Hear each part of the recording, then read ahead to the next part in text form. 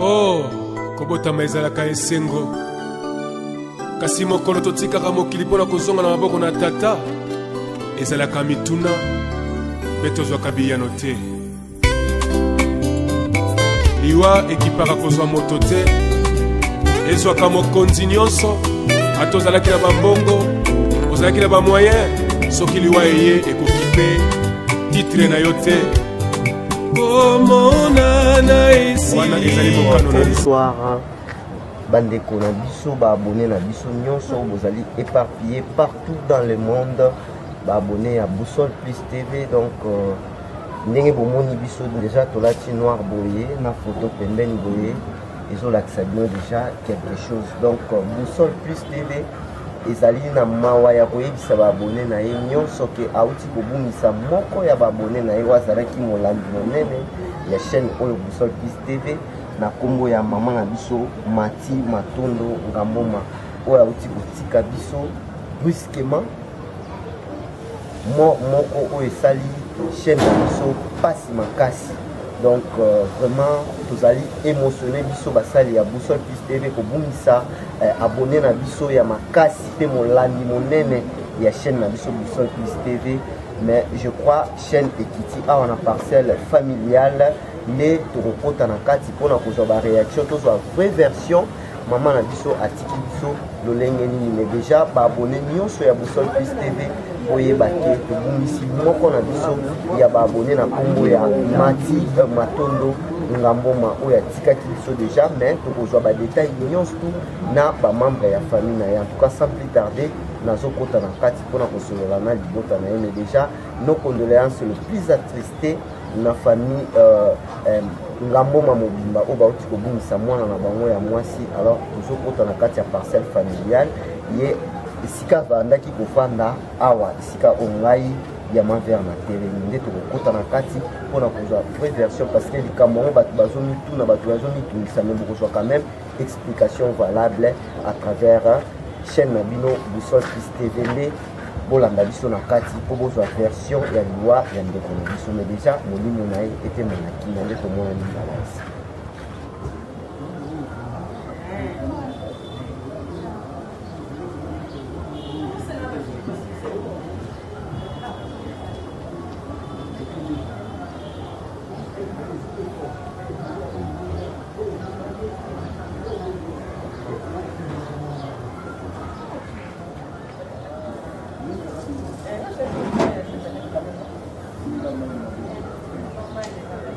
Annoncé au début de cette émission que Tokokota na kati ya lupango mpona kozwa ba impression ya famille mama na biso Mati oyo azalaki l'une de nos abonnés atikaki biso nde tokozwa vraie version ya likama oyo ekomelaki mama na biso. Nde liboso na ngai nazali awa na grand frère na ye nde na ye tokobeta lisolo ya liwa ya ndeko na biso Mati oyo auti kotika biso mbote. En tout cas Boussole Plus TV chaîne oyo mama na biso Mati azalaki moko ya baabonné to présenter ba sincère condoléance na biso nde tosepeli yo omeka korelate biso parce que sango oyo eye lokola kake na matoi na biso liwa ya Mati ezalaki dû à quoi? Merci beaucoup. Mati azalaki victime ya un accident de circulation. Il s'est produit la nuit du 5 juin au 6. C'était vers 22h, hein, si je peux dire ça comme ça. Ça s'est produit au niveau de point cinquantenaire, non loin de la pompe Jawa. Elle revenait de Mazal, où elle était partie, un peu se distraire, elle rentrait convenablement. La version où on a su est qu'en venant, il y a un véhicule, ils ont matin.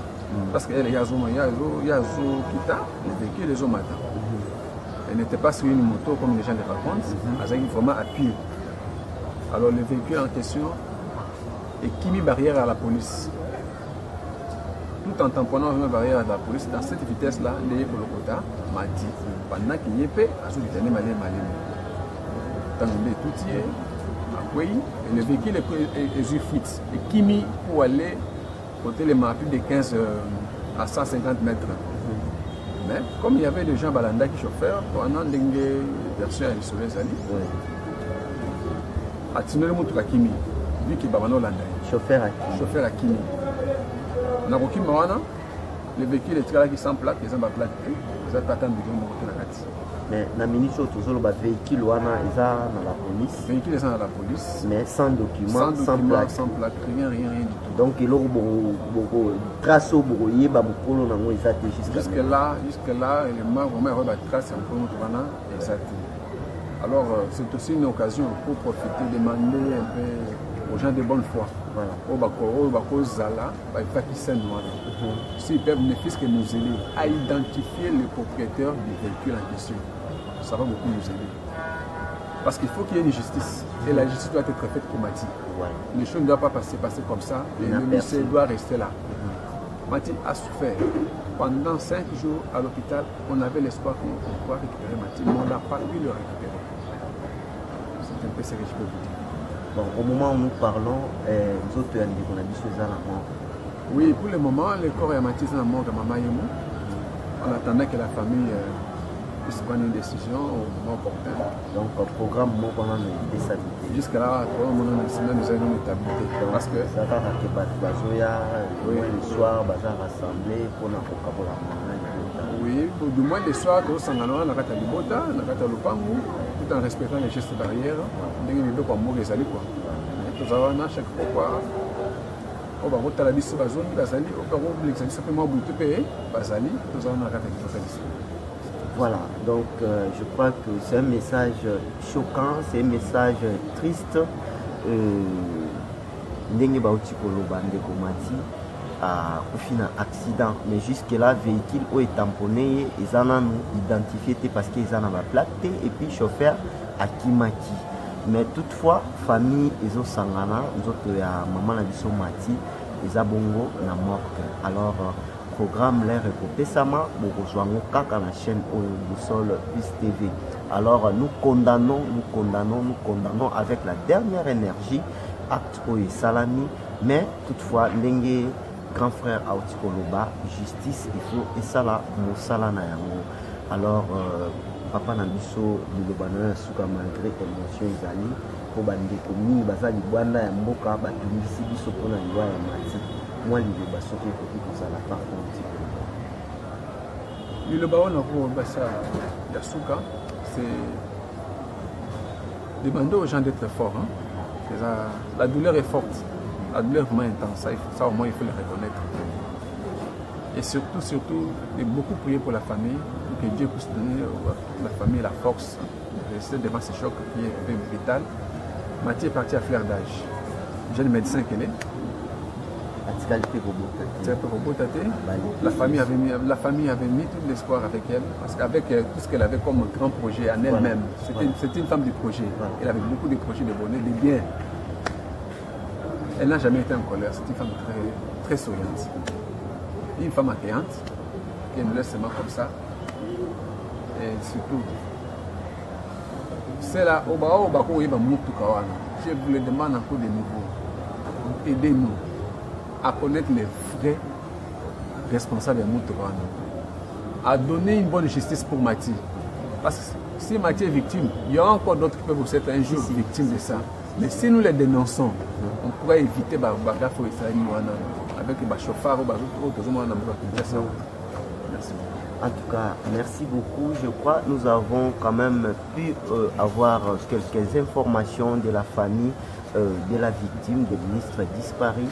Toutefois, la chaîne Boussole Plus TV aussi présente ses sincères condoléances à la famille Matondo, à la famille Ngamboma Moukoumba. Et c'est Dieu qui donne, Dieu a repris, on n'en fait rien face à ces lois divines. Nous sommes appelés tous à passer par ces chemins. Donc, tout ce que nous pouvons dire est que la terre de nos ancêtres nous soit légère et que son âme repose en paix. Programme Nyon Soborobana Kolanda Yanwati, Kolonzoto ya Maman Biso et Kobima. Sinon, en tout cas, Zandi. Oh, il y a bon dissaranité, mais pas ça, merci, mais tous les lamatiques ensemble. Merci beaucoup. Voilà, comme je vous avais dit, nous sommes maintenant au moment où ceux qui ont connu Mati vont témoigner comment est-ce qu'elle était, elle vivait comment, et Ndénazana Ndekonangai Awa, Mote Mama. Bon, Niwa Yandekona Biso, Mati, et Sali Passe Makasi. D'abord, on est pas qui Mati. Mati, tout le temps il a Mati, et puis je travaille avec elle. Azaki Neni, Azaki. C'était une fille qui était aimable, une fois. À chaque fois, soit elle a Koutibino, elle donnait tout de l'atmosphère, elle est là avec nous. Kolelo, Azaki Momo, sans moi, mais ça là qui c'est quelque chose, ils ont manqué Bisso, vraiment, on ne s'entendait pas. Du côté des accidents, tout pouvait venir, et ça nous disait, on a Bisso, on est sommet, ça s'est fait brusque, et puis très tôt, ça fait très long. Et l'Ilobana, il y a un bota, ou le nous tous, nous sommes déjà devenus Batalibo, Tamenzama Pesa Bisso Makasi en général, en particulier à son maman Makasi, parce qu'on a encore besoin d'elle. Nzamba Pesa Bisso Makasi, tout le temps, tout ce montant.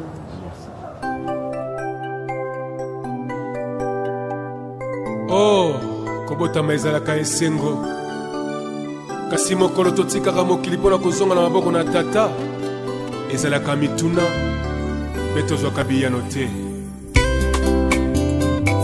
liwa ekipaka kozwa moto te ezwaka mokonzi nyonso ata ozalaki na bambongo ozalaki na bamoyen soki liwa eye ekoki mpe titre na yo te komonana esi wana ezali mokano na nzambe liwa ezali liwa te tokomonana lisusu elongo na Yesu